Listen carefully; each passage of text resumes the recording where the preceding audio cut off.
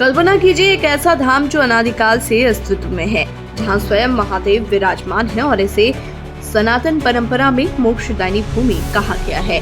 ये वही काशी विश्वनाथ मंदिर है जो केवल आस्था और भक्ति का केंद्र नहीं बल्कि संघर्ष, विध्वंस और पुनर्निर्माण की अमर गाथा भी कहता है। ये मंदिर साक्षी रहा है सदियों के उतार चढ़ाव का, जहां सत्ता, धर्म और आक्रांताओं की महत्वाकांक्षाओं ने इसे मिटाने का प्रयास किया, लेकिन हर बार श्रद्धा और समर्पण ने इसे पुनर्जीवित कर दिया। काशी विश्वनाथ का उल्लेख महाभारत और उपनिषदों में भी मिलता है। शिव पार्वती का ये आदि स्थान आदि लिंग के रूप में अविमुक्तेश्वर लिंग से जुड़ा है। ईसा पूर्व 11वीं सदी में राजा हरिश्चंद्र ने इस मंदिर का जीर्णोद्धार करवाया, जिसे बाद में सम्राट विक्रमादित्य ने और भव्य स्वरूप दिया।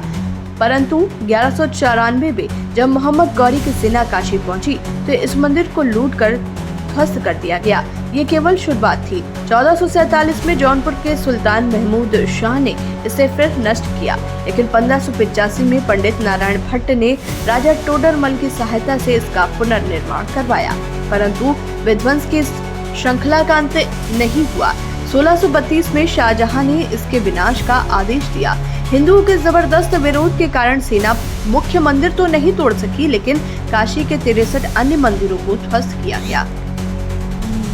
Doctor A.S. भट्ट ने अपनी किताब दान हरावली में लिखा है कि टोडरमल ने इस मंदिर को पुनः भव्य रूप दिया था, लेकिन 18 अप्रैल 1669 को औरंगजेब ने इस मंदिर को पूरी तरह से मिटाने का फरमान जारी किया। ये फरमान आज भी एशियाटिक लाइब्रेरी कोलकाता में सुरक्षित है। साकी मुस्तैद खान द्वारा लिखित मसीदे आलमगीरी में इसका विस्तार से वर्णन मिलता है कि कैसे इस मंदिर को गिराकर ज्ञानवापी मस्जिद बनाई गई। 2 सितंबर 1669 को औरंगजेब को मंदिर तोड़ने का कार्य पूरा होने की सूचना दी गई। यही नहीं, उसने प्रतिदिन हजारों ब्राह्मणों का जबरन धर्म परिवर्तन करवाने का आदेश भी दिया। परंतु इतिहास केवल विध्वंस की गाथा नहीं कहता, ये पुनर्निर्माण और प्रतिरोध की कहानी भी उतनी ही प्रबलता से सुनाता है।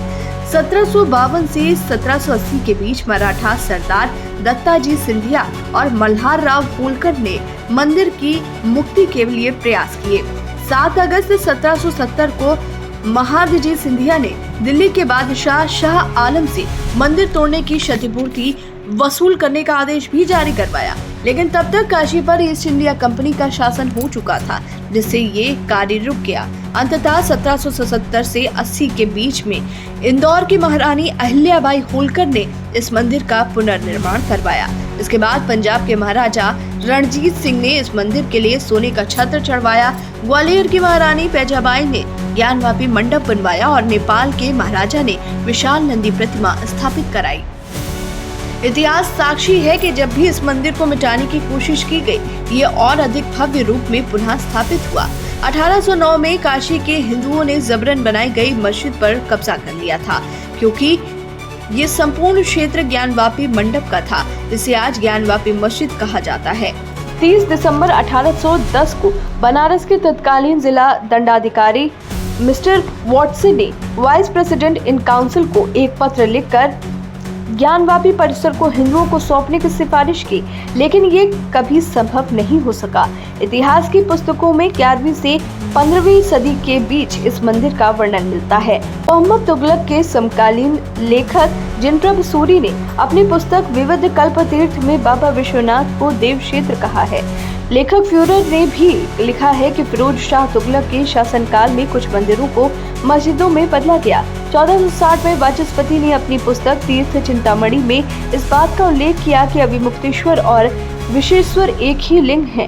काशी विश्वनाथ मंदिर केवल एक धार्मिक स्थल नहीं बल्कि हिंदू सभ्यता और संस्कृति का प्रतीक है। ये सनातन धर्म की अनंत यात्रा का साक्षी है। जब जब इसे मिटाने का प्रयास हुआ, तब तक ये और भी प्रखर होकर अस्तित्व में आया। इसका विध्वंस जितनी बार हुआ, उतनी ही बार इसका पुनर्निर्माण भी हुआ है। ये केवल पत्थरों से बनी संरचना नहीं बल्कि अनगिनत बलिदानों, आस्था और संकल्प का परिणाम है। यहाँ केवल शिव ही नहीं बल्कि असंख्य भक्तों की तपस्या और संघर्ष की ऊर्जा भी समाहित है। यही कारण है कि ये धाम केवल एक मंदिर नहीं बल्कि हिंदू सभ्यता की अमर आत्मा है, जिसे न मिटाया जा सका है, न मिटाया जा सकेगा।